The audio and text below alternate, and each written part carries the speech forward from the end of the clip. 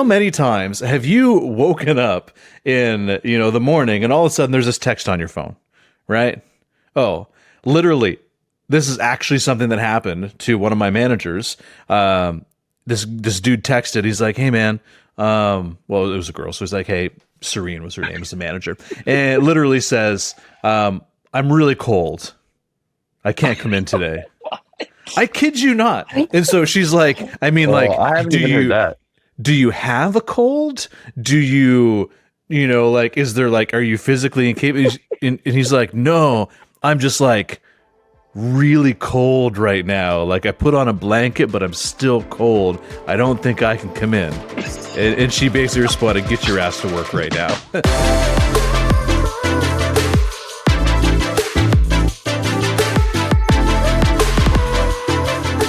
Welcome back, everybody, to the Restaurant Growth Accelerator podcast. I am Andrew Scott, your host, multi-location owner for almost 20 years, and CEO of Ownershift, which helps restaurant owners grow their profit margins, grow their sales, and help them have more freedom with their time so they can open up more locations and live the life that they've always dreamed of when they started the business. Now, let's dive in with my friend Dave Doyle. He is our client success director, also a multi-unit owner for about the same amount of time. And let's dive into how to reduce call-outs in the restaurant. Sorry, Andrew, sorry, before we start, I just got to let you know, I'm sorry, I can't make it today. My dog's sick and I got to go. You're on your own. See ya. I literally thought you were trying to stop the recording, but I love that. So, okay, this is perfect. So how many times have you woken up in, the morning and all of a sudden there's this text on your phone, right? Oh, literally, this is actually something that happened to one of my managers. This dude texted, he's like, hey man, well, it was a girl. So he's like, hey, Serene was her name as the manager. And it literally says, I'm really cold. I can't come in today. I kid you not. And so she's like, I haven't even heard that. Do you have a cold? Do you, is there are you physically incapable? And he's like, no, I'm just really cold right now. I put on a blanket, but I'm still cold. I don't think I can come in. And she basically responded, get your ass to work right now.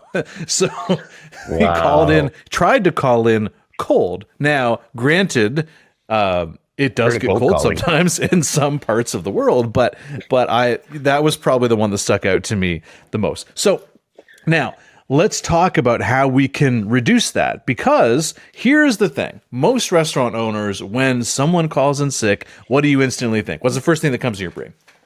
Oh, I got to go cover. Well, that too. What's the second thing about that person calling in sick? What do you think? Is it legit? Is it not? Oh, yeah. As if they're sick. Yeah, that they're not really sick. They just probably have some concert to go to. They probably have, whatever happening. And so for me, I always thought that too, until I actually had a team of people that I trusted. At that point, I was like, oh shit, I hope you're okay, because I actually believed that they were calling in sick. Because we actually, in my team, eventually had people trying to come in to work sick, and we would send them home. That's because they wanted to have the teams back. And that's the type of culture that we created, where they wanted to support the team.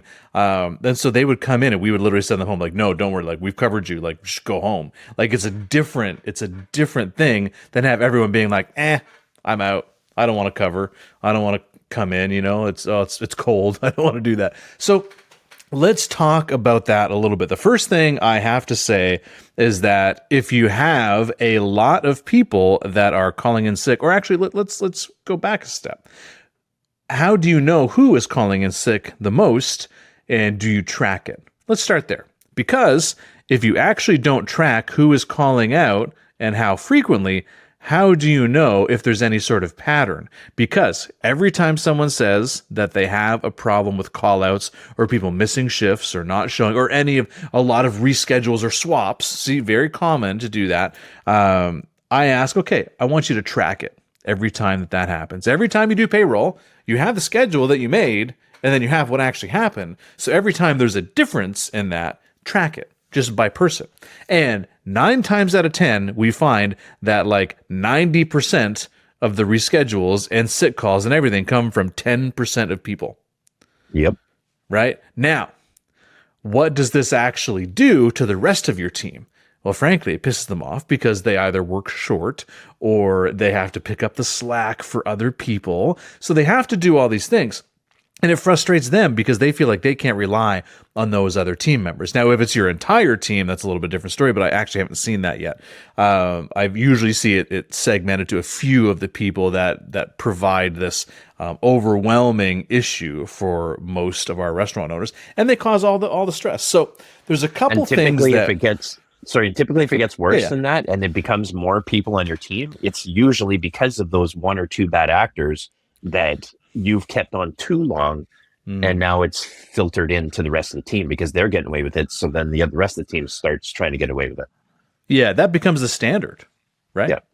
So we want to make sure that it doesn't get that way. So there's a few practices that I put in place. And Dave, I know you've got a few practices that you've used and that your clients have used and stuff like that. But here's what I normally did. There's a few things that I did. Number one, I made sure our time off policies and our schedule making policies were clearly done. Now I start here because I always want to look at what we do and what we can control before we start blaming others. Because if we don't do things properly, if we set the game up to fail, then it may do that. So I'll give you an example. We always made the schedule at least a week in advance. So like on a Monday, the schedule should be done for the following week. You know, sometimes maybe it went as far as like Tuesday or Wednesday, but for the most part, we had it done a week in advance. Why is this important? I once had a job where they posted the schedule for Monday on Monday. Right? For that week. So like, who knows who's going to be showing up? And I would say like, I didn't know that I had a shift. Oh, well, I posted the schedule. I'm like, well, when the hell did you post it? 9 a.m. this morning. I'm like, I didn't work then. Like, you know, and you wanted me to be there at 9 and you posted at 9. How am I supposed to know? Right? So we want to make sure that piece is done. Now, I say this and some of you guys are laughing, but this is a real thing that happens. I've seen this happen way too often that you don't even get the schedule out in time for people to do that. Because here's the thing. They will make plans. They will do other things. And usually if they have their work schedule, they, for the most part, will work around them. But if they don't have that, they're going to make plans. So then there's going to be a lot of conflicts. There's going to be a lot of things. They're going to try and switch in shifts. And let's face it, the reality for a lot of people, especially younger folks, is that their plans are sometimes more important than work. Now, I'm not saying that that's right or wrong. I am just saying that is. Because I've always found... It is. To them, it is. So even when we're talking about vacation time, right? Because now in more, say, like career level jobs or whatever the case is, you know, you book your vacation off in advance. If your vacation gets denied, you don't go on vacation. Well, a lot of people who are younger, if they don't get their vacation time, they just quit, right?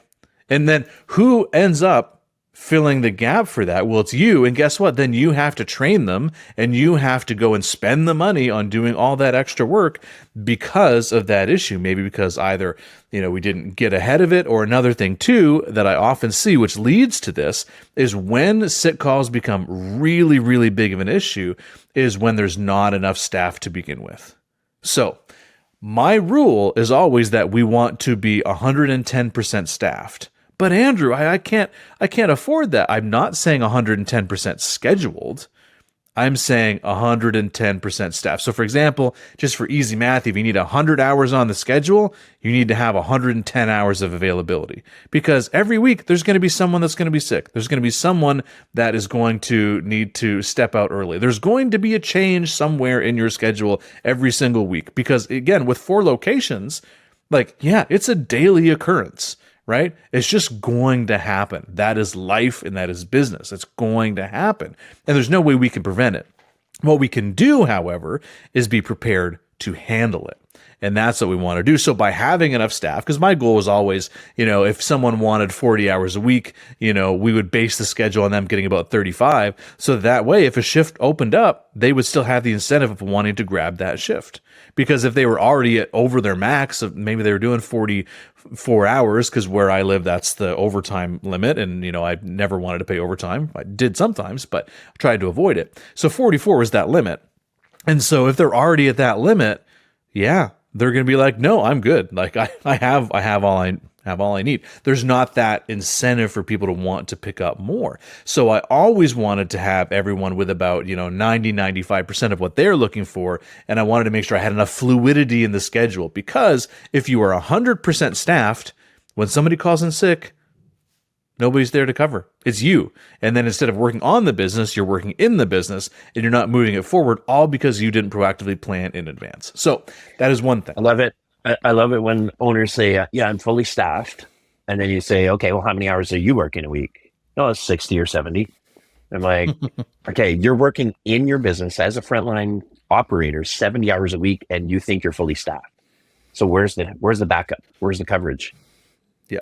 I always had a rule that there always had to be at least, I think it was 1 or 2 levels in between a manager having to work the front line. And here's the rule I always had, is that I looked at all of our shifts, whether it was day, night, I looked at all the different positions that people had to work, and I would literally line up everyone who was available. And I looked at that, okay, we need 5 people. And if there was 7 people available, that was okay, because there was 2 people in between that and the manager having to fill in. But if there was ever less than that, then the manager inevitably is going to get called in to do that away from doing the manager things that they need to do. And so I always made sure there was 2 levels. And if I had to come in and fill a shift because a manager got pulled into the business, there was hell coming down when I got there. Like, why the hell am I coming in to cover a frontline shift? Now, granted, when I was in my first business, I only had 1 location. I did this all the time because I didn't know any better. But as a 4-location owner, you have other shit that needs your attention, right? Not sitting there, serving guests, not that those aren't important things, but who's going to do the marketing campaign if you don't? Well, no one. But other people should be able to serve your guests the proper way, right? Because you want to be focused your time on the things that only you can do.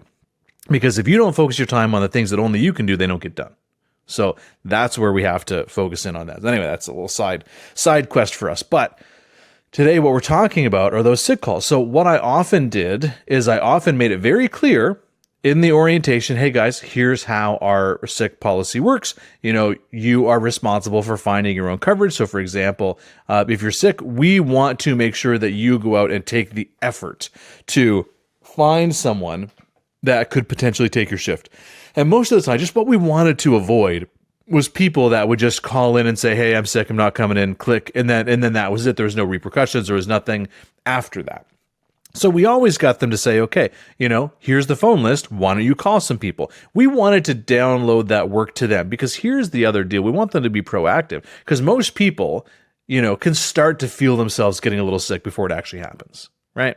And here's the other thing that we avoided as well is if, for example, they said that they were sick, but I'll be good for tomorrow. Yeah, we right. always covered their shift the next day anyway. And again, this is not a retribution thing. This is literally just like people often aren't better for 2 days. And then if you end up expecting them to show up the next day and then they don't, you're rehashing the same thing over again. So anytime someone was sick, we said, hey, no worries. We want you to get better. We're also going to cover your next shift as well, just in case. And then keep in touch with us. And then we'll see about the other shifts that you have coming up, because we want to make sure that the business can run. Because what we hate to see is our existing team get let down, and we basically hate to see them have to be, stressed out or working too much or all that kind of stuff, right? Covering for someone who's not sick. Now, when I say this, I also phrase it to the team that when we are filling those shifts, we are having their back, because someday they're going to be sick and they're going to need someone to have their back. And I will tell you, when you have a team that looks out for each other, this happens automatically. There's no question. Billy will go in to cover Sam because, that's just what you do. We help out the team and everyone gets their needs met. It is when some people abuse that and they never pick up shifts when other people need it, but they always call in with no concern or no care for the rest of the team, that builds a team culture that is selfish. And when you have a team culture that's selfish, it is very hard to build a business on top of that, because people are only looking out for themselves. So what I have done in the past is oftentimes when there was one person or 2 people in a team that often caused most of the problems, I started scheduling them less. I had conversations with them and talked about the issues.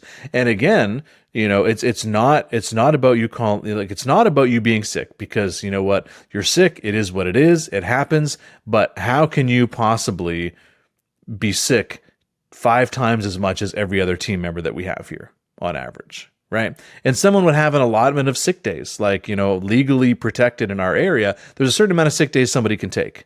Right. I think it was 10 per year or something like that, to have their job protected. You couldn't let them go because they were calling in sick or whatever. But they would use those 10 sick days in the first 6 weeks.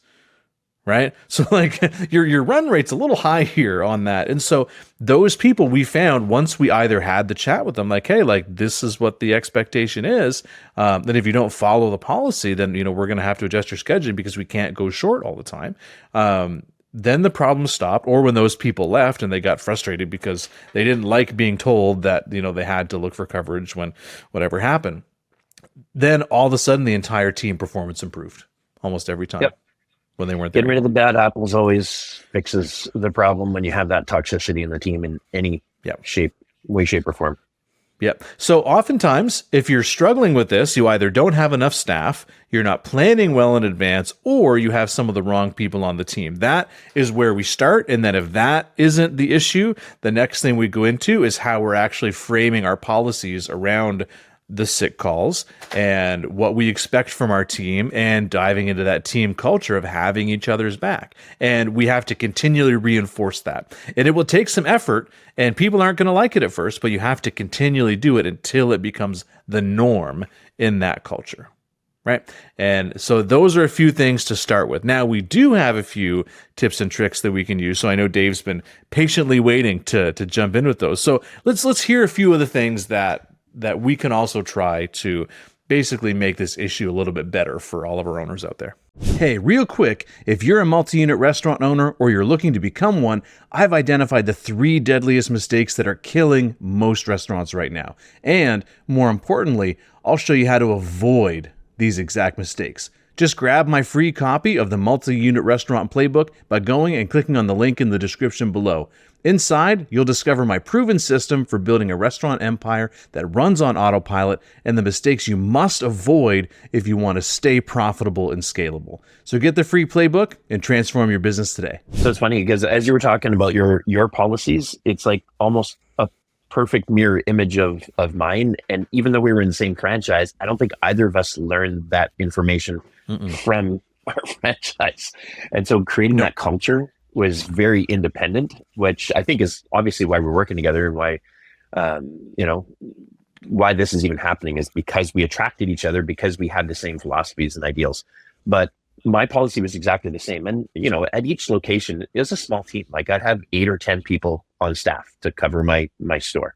So it's not a huge team. And so talking about these 110% staffing scenarios and talking things about like that, one person. we're talking about one extra person, or even a part-time hired, right? Exactly, or a part-time individual. But that's all it takes. But the beauty of it is that when you do have that culture, which sounds like a fantasy, I think to a lot of people listening, probably is like, okay, they're talking about this stuff, and I don't understand that world. Okay. But when you have the things in place and you have the accountability, you have the responsibility structure that Andrew was talking about, the team will eventually become that. Like it's not imaginary. It will happen. So for me, it was the same thing. Policy was once this, so first of all, with the schedule, right? So having it up early enough, but once the schedule is up, that's it. It's black and white.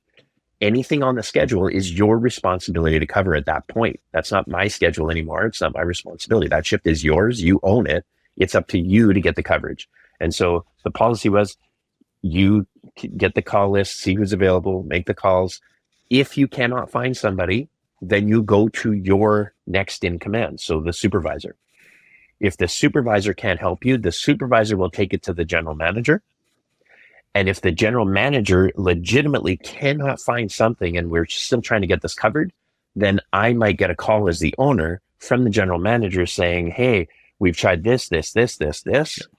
We've racked our brains, looked at every which way, and we cannot find coverage on this. Do you have any ideas? And it's still not you're coming in to cover. It's what do you think? Because they've ran out of other options. So now I might have a few questions like, oh, what did you think about this? What about this? Oh, yeah, totally. I'll check on that and get back to you. Great. Yeah. And if that doesn't work, then get back to me. And they get back to me and it's like, listen, we got nothing. Now, on the rare blue moon occasion where that happens, which was very rare to get it escalated to that level, I might look at my calendar and say, hey, you know what? What if I just come in and cover this 3 hours? Can we get somebody to do that? Oh yeah, I can even do that. I just couldn't be there for the first bit. Okay, great. You know what? I'll put on my apron and I will come roll some pitas and I will be happy to do that. Because this happened maybe once every 6 or 8 months. So it's no big deal. And then they appreciate it. I've got their back, but they didn't have to pull teeth for me to do it. It's just, it got to that point, right? So the responsibility structure is absolutely there. And that's just the culture you build. Let me phrase it a different way too, is that your team should not be bringing you problems without an attempt to solve it. 100%. Most of the time, owners will get calls, hey, here's a problem. And all of a sudden, boom, it's on your plate. Now you have to solve it and you have to do everything. Whereas your team, the whole point of having them, especially supervisors and managers, is that they should come to you and be like, hey, we've already tried this, and this. What are we missing, or what might we have missed? Do you have any other ideas to assist me in solving it? Exactly. Not, we've tried all this, you deal with it now.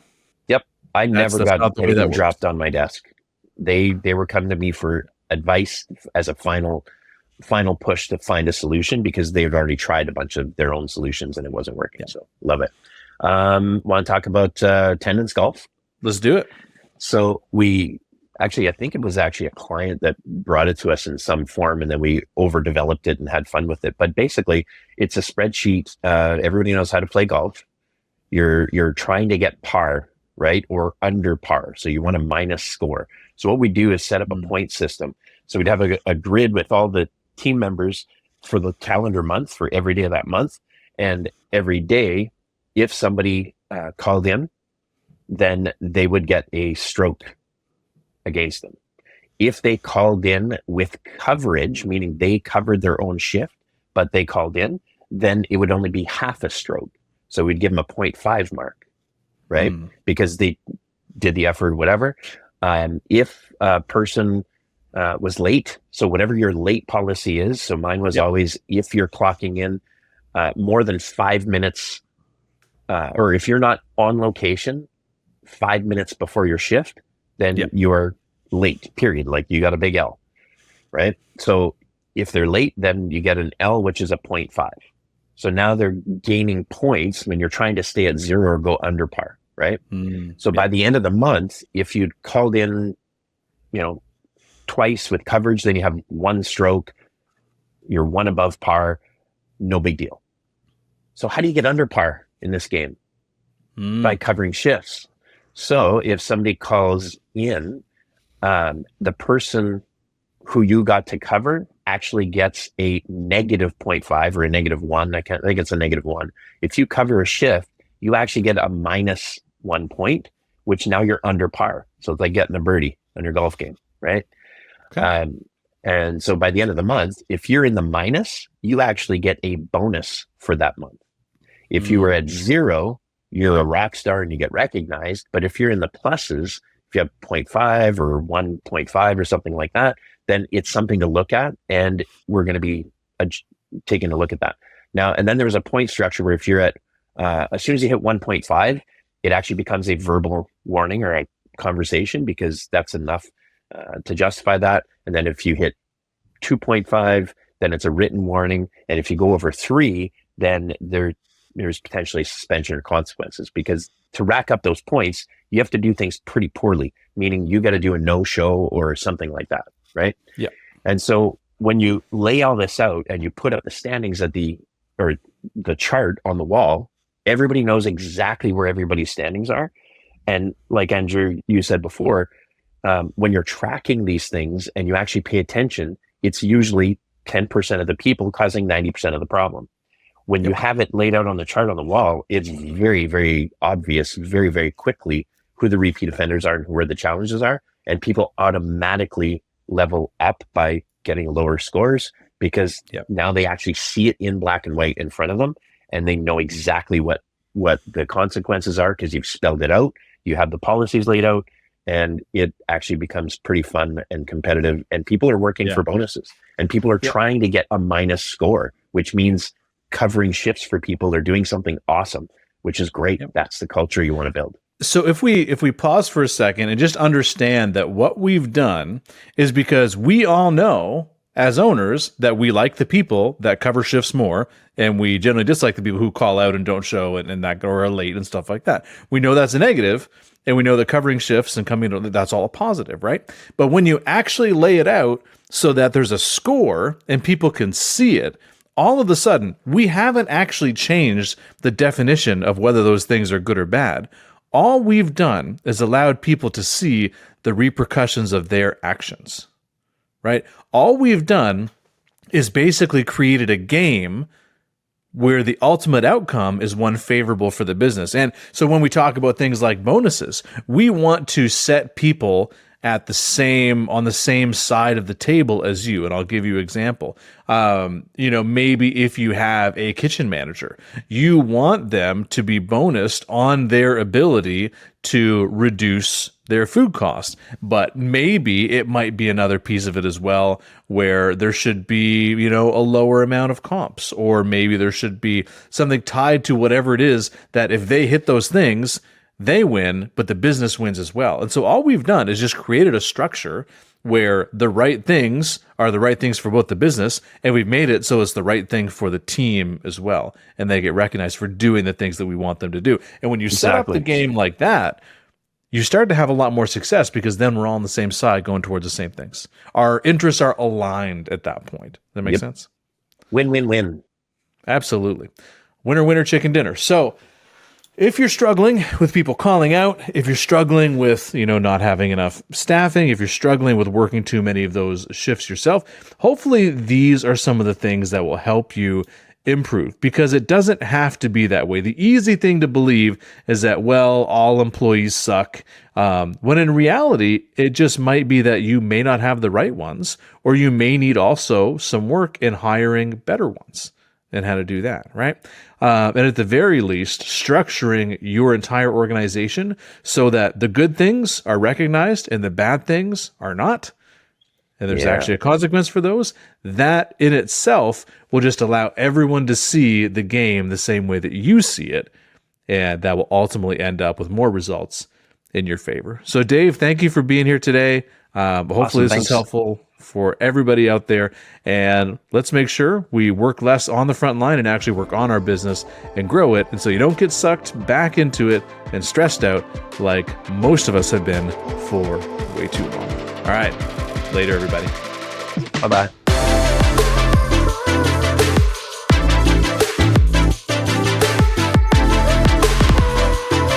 This episode is brought to you by Ownership Training, where we help restaurant owners increase their profits while spending more time with their family. And if you want to know exactly what it would take to grow your profit margin to 15% and beyond while spending more time with your family, my team has a few spots open this week for a free 15-minute restaurant assessment call. Just click the book a call link in the description, and we'll show you the exact frameworks we're using to help our clients do this in as little as 6 to 8 weeks. Thanks for listening, and we'll see you on the next episode.